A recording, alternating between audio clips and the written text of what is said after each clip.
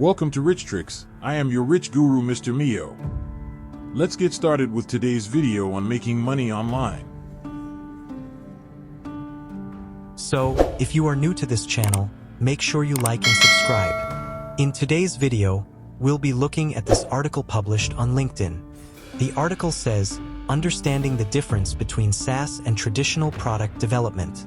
It says the development of software as a service product significantly differs from traditional software development in several key areas, including architecture, delivery model, revenue generation, and user engagement. This analysis explores these differences through data insights and case studies. Key differences in development approaches. Delivery model. SaaS applications are hosted on the cloud and accessed via the internet.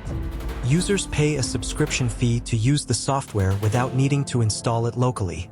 Revenue model. The subscription-based pricing model creates a recurring revenue stream, allowing businesses to predict cash flow more accurately and reinvest in product development. Scalability. SaaS products are designed for scalability, allowing businesses to easily expand their infrastructure as their user base grows without significant operational overhead. User engagement and feedback. Continuous user feedback is integral to SaaS development. Agile methodologies are commonly employed, allowing iterative releases that respond quickly to user needs. Technical consideration.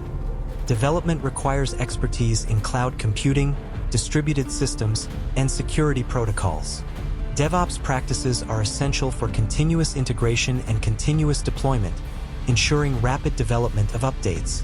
Case study in successful SaaS implementation. Company overview.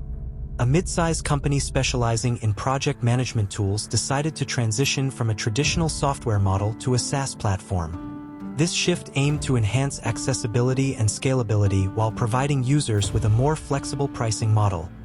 Implementation. Market research.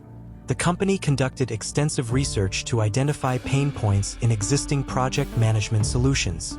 Insights revealed a demand for real-time collaboration features and mobile access.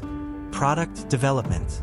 The product adopted an agile development approach, releasing features iteratively based on user feedback.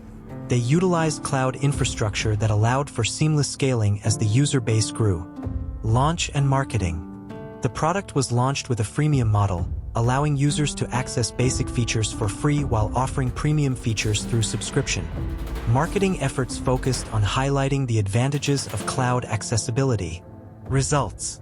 Within 6 months of launch, the company reported a 200% increase in user adoption compared to their previous product version. The subscription model generated a steady monthly revenue stream that facilitated future development and feature enhancements. User feedback led to continuous improvements, including enhanced mobile functionality and integration with other tools. So, SaaS is very important when you implement it in your business, guys. Now you know the key differences in development approaches and SaaS implementation. That will be all for today's video. If you like our video, make sure you give it a thumbs up and subscribe to our channel. We'll see you next time.